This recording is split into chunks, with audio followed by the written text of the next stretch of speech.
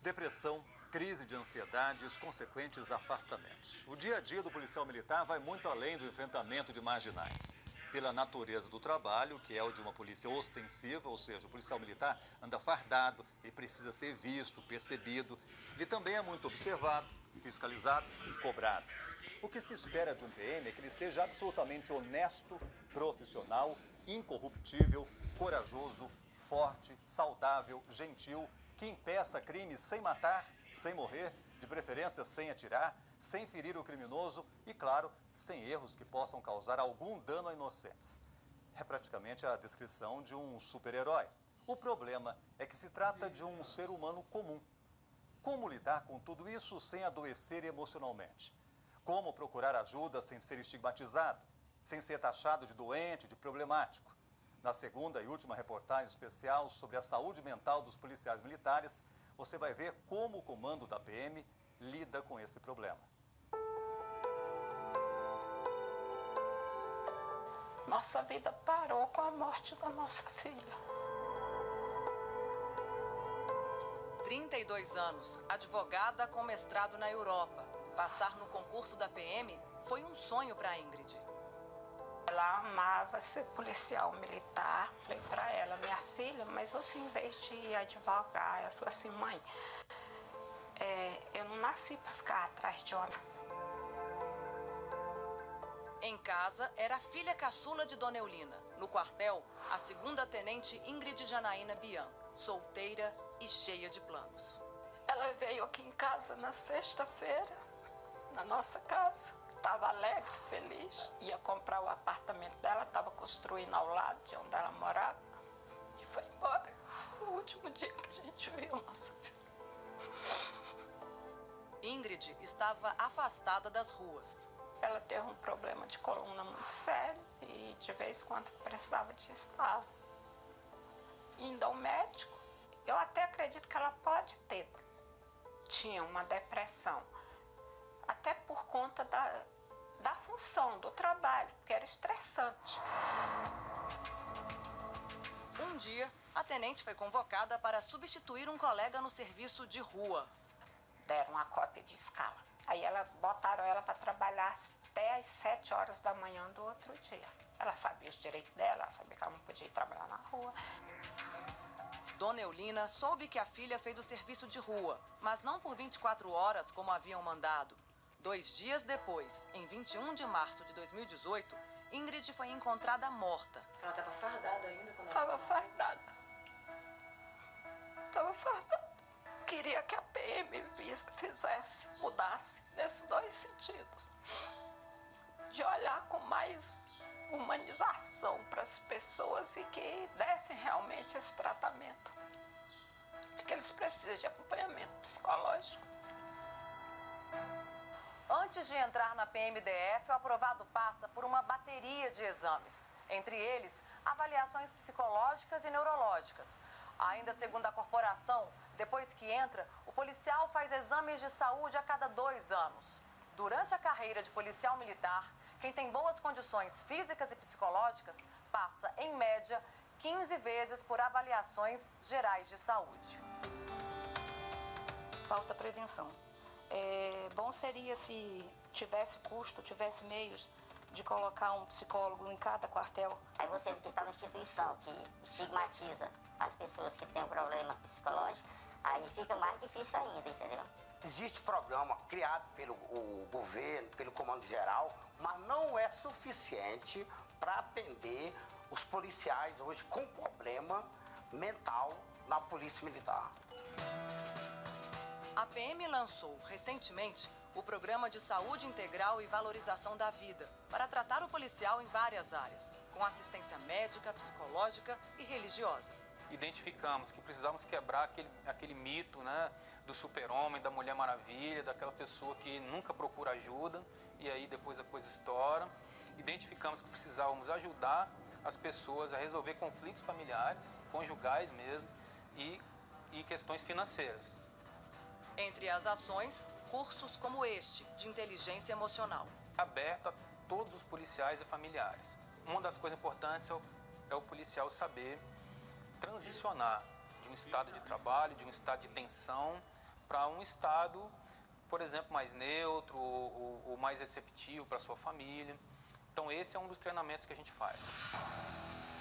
Ajudantes estão sendo treinados para detectar casos de depressão e outros transtornos dentro do quartel. Nós criamos um grupo de pessoas que a gente chama de sentinelas. Essas pessoas estão nos batalhões, espalhadas nos batalhões, e elas são treinadas, capacitadas para identificar situações de risco. As famílias esperam que o prédio do Centro de Formação da Qualidade de Vida seja melhorado. Olha só o estado do lugar que atende quem precisa de ajuda dos psicólogos da instituição. Precisava de uma reforma urgente, porque é um lugar feio para quem está em tratamento. A PM informou que vai construir um novo prédio ao lado do atual. A previsão é que as obras comecem ano que vem e acabem em 2021. É possível a gente pensar num futuro, por exemplo, que o policial militar ele vai ser encaminhado para conversar com a psicóloga de uma forma sistemática, talvez uma vez por mês, uma vez a cada 15 dias, que ele possa ir para uma consulta, mesmo não tendo nenhum tipo de sintoma? Então, a gente tem que criar medidas que a gente não se amarre, não se ingesse. O importante é nós termos disponível para o nosso efetivo várias possibilidades, desde a psicologia, a capelania e várias outras nesse meio, que as pessoas tenham a quem recorrer. Isso é o que faz toda a diferença. E aí a polícia tem convênio com algumas clínicas em que o policial pode procurar essas clínicas para fazer o tratamento. Mas ainda que a polícia tivesse um número grande de efetivos, a gente tem um outro problema, que é o próprio policial procurar esse tratamento. É policial? Tem algum parente ou amigo na corporação? O que pode fazer você entrar em alerta? A partir do momento em que tudo aquilo que eu tinha prazer de fazer e eu não faço mais, eu não quero mais fazer, é um sinal. Eu gostava desse trabalho que eu fazia e hoje eu não tenho mais nenhuma vontade de trabalhar. Qualquer uma palavra trocada, você reage de uma forma extremamente agressiva. Ou quando você começa a ter também alguns comportamentos que são internos, que é só da pessoa. Taquicardia, dor no estômago, tremores, queda de cabelo, dermatite. Não hesite. Procura ajuda. Não deixe chegar ao extremo, não. Pode acabar em tragédia com o policial e com a família. E vai além. Tudo isso envolve mais do que o policial e a família. Atinge quem precisa e conta com o trabalho dele. Toda a sociedade.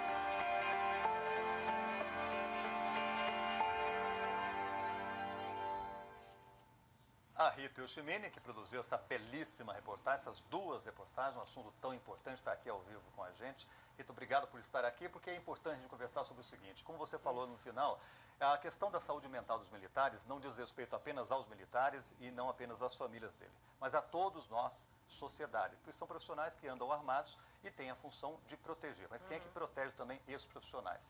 Antes de qualquer coisa, eu quero saber, está investigando o caso daquela segunda-tenente Ingrid, né?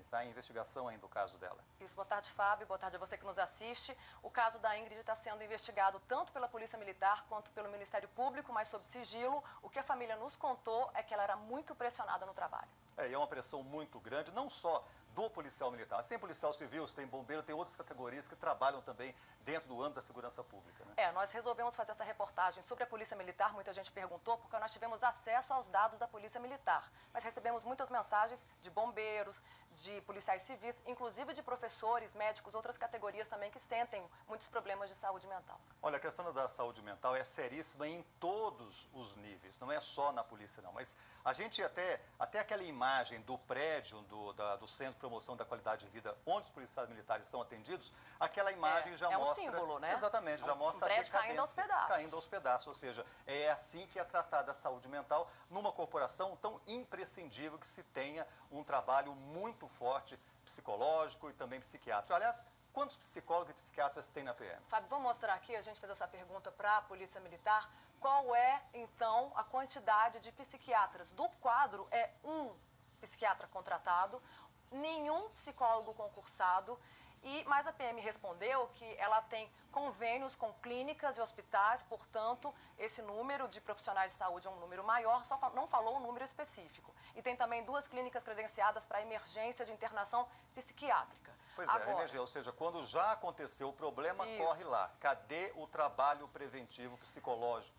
Cadê? E tem uma coisa, a gente está falando de uma tropa, isso tudo para uma tropa que tem mais de 2.800 policiais, deveriam ser 18.000, ou seja, há um déficit aqui de 7.000 policiais, mas a PM respondeu que está em curso de formação em andamento, cerca de 850 policiais agora e previsão para chamar mais 850 em 2020 e pelo menos 450 em 2021, um total de novos policiais de 2.150, mas ainda não dá para cobrir todo o déficit, né? O ideal seria um atendimento preventivo que nessa estrutura é impossível. Se falar que faz, não tem condições de fazer. Não tem como. Você viu que eu questionei, né? Será que tem como fazer algo antes que o policial fique doente? Eles disseram que não tem como, que teria que contratar um monte de psicólogos, mas eles têm essa estrutura, capelania, e o superior deve avisar quando alguém tiver algum tipo de sinal de que não está bem de saúde. É isso. Com todo respeito, mais competentes que eles sejam, não tem condições técnicas de ver quem realmente precisa ou não precisa de uma forma muito mais sério, contundente. Né, Fábio? Muito obrigado, então, Rita. Parabéns pela reportagem. Obrigada pela oportunidade.